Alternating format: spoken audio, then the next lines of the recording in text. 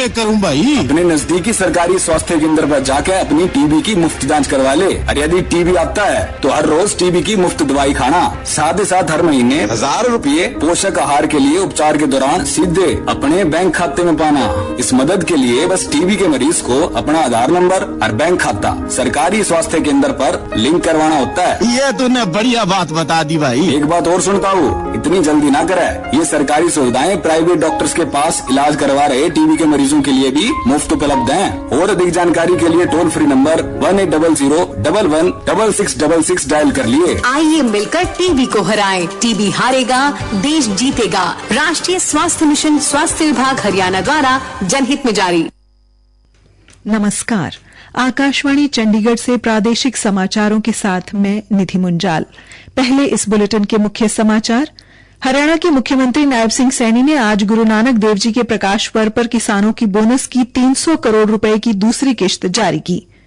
मुख्यमंत्री ने कहा कि गुरुग्राम में 1000 करोड़ रुपए की लागत से बनने वाले अस्पताल का नाम श्री गुरु नानक देव जी के नाम पर रखा जाएगा। हरियाणा के राज्यपाल बंडारू दत्तात्रेय ने जनजातीय गौरव दिवस के अवसर पर हरियाणा और पूरे देश के लोगों को हार्दिक बधाई दी। हरियाणा की सिंचाई मंत्री श्रीमती श्रुति चौधरी ने अधिकारियों को नहरी पानी किसानों के खेतों की टेल तक पहुंचाना सुनिश्चित करने के निर्देश दिए। और आज हरियाणा सहित देश भर में श्री गुरु नानक देव जी का प्रकाश पर्व श्रद्धा व उल्लास के साथ मनाया जा रहा है। अब समाचार विस्तार से। हरियाणा के मुख्यमंत्री नायब सिंह सैनी ने कहा है कि सरकार ने गुरुग्राम में लगभग 1000 करोड़ रुपए की लागत से बन रहे 700 बेड के सरकारी अस्पताल का नामकरण श्री गुरु नानक देव जी के नाम पर करने का फैसला किया है। इसके अलावा आज प्रकाश पर्व पर किसानों को बोनस की 300 करोड़ रुपए की दूसरी किश्त जारी की गई है। मुख्यमंत्री आज पंचकुला के गुरुद्वारा नाडा साहिब में माथा टेकने के बाद पत्रकारों से बातचीत कर रहे थे और उन्होंने कहा, जो धान की फसल में बरसात कम हुई और बरसात कम होने के कारण उनके खर्चे बढ़े हैं, प्रति एकड़ 2000 रुपए बोनस के रूप में देने का निर्णय हमारी सरकार ने किया था। हमने लगभग 596 करोड़ रुपया पहले ही किसानों के सीधा खाते में पहुंचाने का काम किया है। आज उसकी दूसरी किस्त हम जारी कर रहे हैं। 300 करोड़ रुपया अभी हमने यहां से इसको जारी किया है। डीबीटी के माध्यम से हरियाणा प्रदेश के किसानों के खाते में आज 300 करोड़ रुपया जा रहा है। अगले 10-15 दिनों में जो शेष पैसा बचा है वो पैसा भी तीसरी किस्त के अंदर जारी कर दिया जाएगा। उन्होंने कहा कि बीजेपी सरकार किसान व समाज हित में कार्य कर रही है। मुख्यमंत्री ने कहा कि किसानों को उनकी भूमि की उर्वरा शक्ति बढ़ाने की जानकारी देने के लिए मृदा कार्ड बनाए जाएंगे। हर 3 साल के बाद किसानों की भूमि की मृदा कार्ड बनाए जाते हैं। अब 40 लाख किसानों के मृदा कार्ड बनाकर जारी किए जाएंगे। मुख्यमंत्री ने बताया कि सिरसा में चिल्ला साहिब गुरुद्वारा के 77 एकड़ भूमि भी गुरुघर के नाम करने का निर्णय लिया गया है। श्री गुरु नानक देव जी इस भूमि पर आए और 40 दिन तक लगातार तपस्या की थी, इसलिए सरकार ने ये भूमि गुरुद्वारे को दे दी है। मुख्यमंत्री ने कहा कि हरियाणा के 7000 प्लॉट धारकों की इन्वेस्टमेंट समस्याओं का निवारण करने के लिए आज पोर्टल लॉन्च किया गया है। ये पोर्टल लगातार 6 माह तक खुला रहेगा।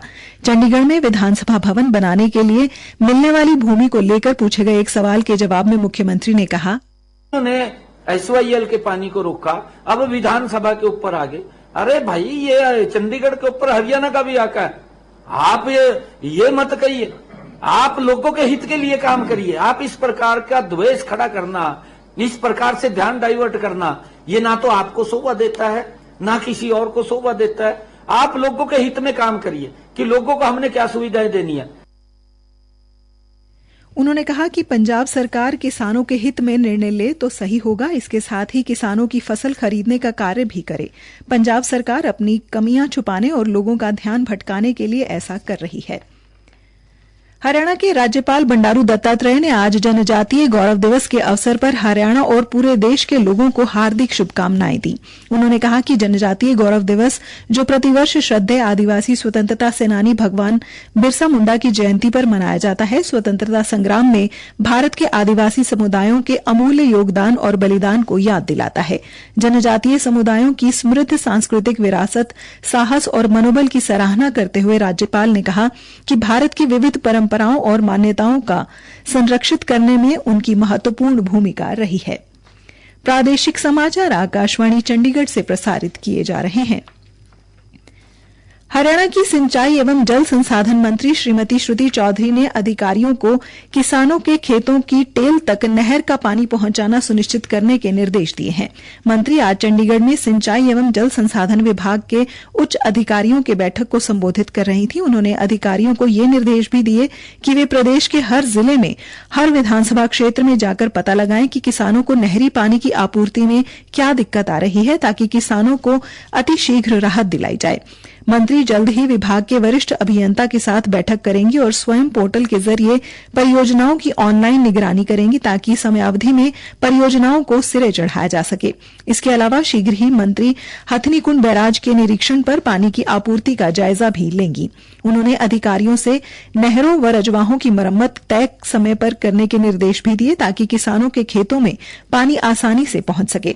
मंत्री ने अधिकारियों से कहा कि विभाग की छवि को और बेहतर करना होगा और कार्यों में कोताही बरतने के लिए अधिकारियों व कर्मचारियों के खिलाफ सख्त कार्रवाई की जाएगी। हरियाणा सहित देश भर में गुरु नानक देव जी का प्रकाश पर्व आज पूरी श्रद्धा व उत्साह के साथ मनाया गया। मुख्यमंत्री नायब सिंह सैनी ने आज पंचकुला के गुरुद्वारा नाडा साहिब में माथा टेका। मीडिया के सवालों के जवाब देते हुए मुख्यमंत्री ने कहा कि गुरुद्वारा नाडा साहिब में प्रदेश के नागरिकों की खुशहाली और समृद्धि की कामना की है। उन्होंने कहा कि श्री गुरु नानक देव जी ने सदियों पहले मानवता को किर्त करो, नाम जपो और वंड छको के पाठ पढ़ाया। बाबा नानक की वाणी और शिक्षा को प्रदेश सरकार ने सर्वोपरि माना है। इस मौके पर हरियाणा सिख गुरुद्वारा प्रबंधक कमेटी के अध्यक्ष बलजीत सिंह दादूवाल ने कहा कि हरियाणा सरकार बधाई की पात्र है, जिन्होंने किसान हित में अनेक निर्णय लिए हैं। इसके अलावा श्री गुरु नानक देव जी के नाम पर अस्पताल का नाम और सिरसा गुरुद्वारे की भूमि सौंपने का नेक कार्य भी किया है।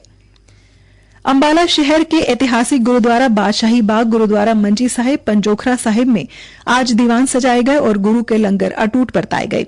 विभिन्न स्थानों से आए रागी ढाडी जत्थों ने कहा कि कीर्तन से संगतों को निहाल किया। अंबाला शहर के ऐतिहासिक गुरुद्वारा मंजी साहिब में रक्तदान और चिकित्सा शिविर भी लगाया गया। देश की सकल घरेलू उत्पाद वृद्धि दर 2027 तक सालाना 6.5 से 7% के बीच बढ़ने का अनुमान है। S&P ग्लोबल रेटिंग्स ने अपनी नवीनतम रिपोर्ट में इसकी जानकारी दी है। रिपोर्ट के अनुसार संरचनात्मक सुधार और अच्छी आर्थिक संभावनाएं भारत की आर्थिक मजबूती में सहायता करेंगी। मजबूत बैंक पूंजीकरण के साथ ऊंची मांग से बैंक ऋण वृद्धि को बढ़ावा मिलेगा। रिजर्व बैंक के गवर्नर शक्तिकांत दास ने भी पिछले महीने कहा था कि देश की आर्थिक वृद्धि बरकरार है। उन्होंने कहा कि वित्त वर्ष 2024-25 में भारत की वास्तविक सकल घरेलू उत्पाद वृद्धि 7.2% रहने की संभावना है। कुरुक्षेत्र में 28 नवंबर से 15 दिसंबर तक अंतर्राष्ट्रीय गीता महोत्सव का आयोजन किया जाएगा।